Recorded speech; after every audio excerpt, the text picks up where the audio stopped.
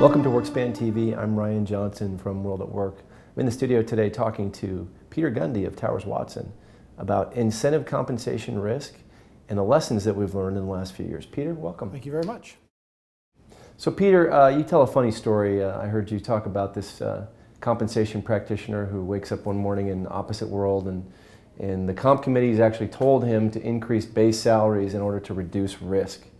Is that really what's happened in the last few years? It does sort of feel like for a lot of professionals like they woken up in opposite land. I think a lot of the things that we've been talking about with clients about how they might modify their incentive plans, some of it sounds like it might sort of defy the conventional wisdom about incentive pay. And in this particular example, where this compensation professional had before this been hearing much from his board about putting more pay at risk, more performance-based pay, it ended up that for certain professionals, they really felt that in the wake of a lot of the regulations, that the best way to temper and moderate compensation was really to add to base salary and lessen the sort of the influence of incentive pay on these certain roles, because that would be a way to mitigate risk. So in a lot of ways, the conversations that compensation professionals are having with their boards and with other functions in the organization really don't feel like they've been in the past. I think another example of that is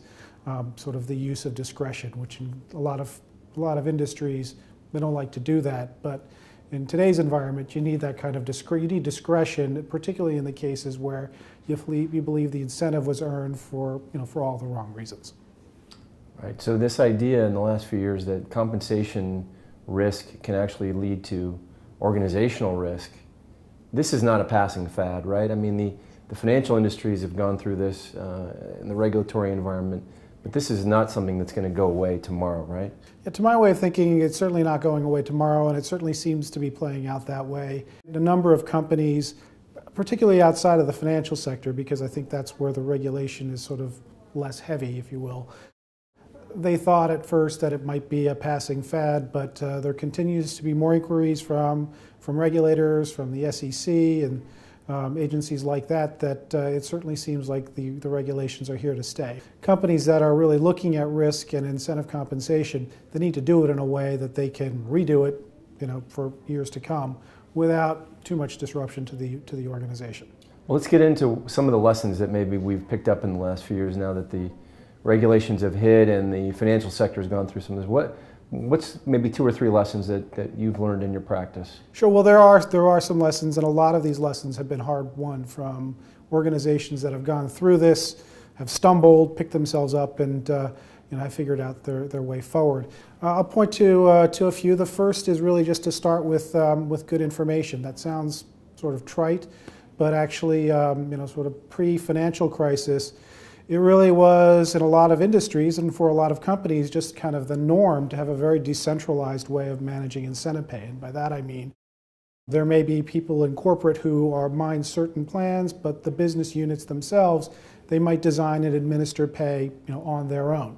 And that really just doesn't work in today's regulatory environment.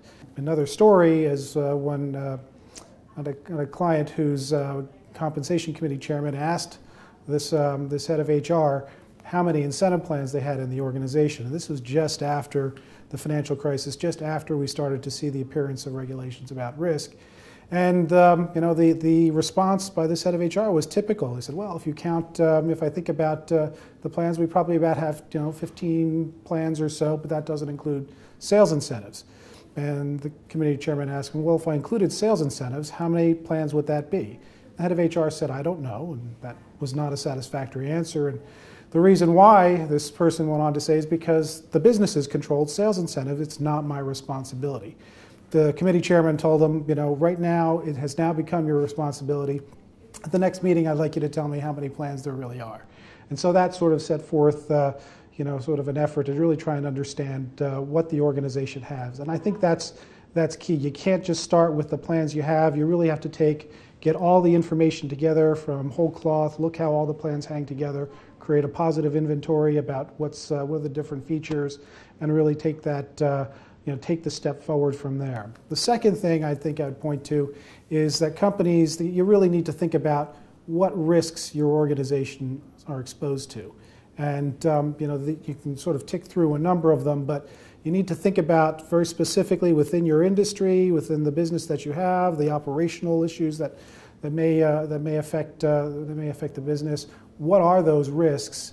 And then for specific roles, each specific role of the organization, to what degree do they contribute to those risks? So you can actually start to think about risk and incentive compensation from an holistic risk management perspective, but also how certain jobs, and some of these jobs may take on more risk for the organization than others, how their plans ought to be moderated or refined to address risk issues. The last thing I'd point to here is this isn't just a compensation exercise, it's not just an HR exercise. The companies that have gone through this successfully, they've engaged the whole organization. They've looked at HR has been involved, legal, finance, risk management. It's been a multidisciplinary look at incentive pay, and also the idea that this is not just a pay issue. The issues around risk management, they transcend compensation. However, there is a significant amount of focus today on pay, and this needs to be looked at more holistically. But for the compensation professional who may be watching this, they're not going to be able to, in effect, avoid this idea of risk. They need to educate. They need to learn about this topic. And if they don't, I mean, it's at their peril, correct? Well, they have to get ahead of the curve. There's no question you don't want to be answering questions about this topic without having done your homework. So this is a topic that's here to stay. There are a lot of resources that are available for compensation professionals today to learn about it, but they need to get ahead of the curve.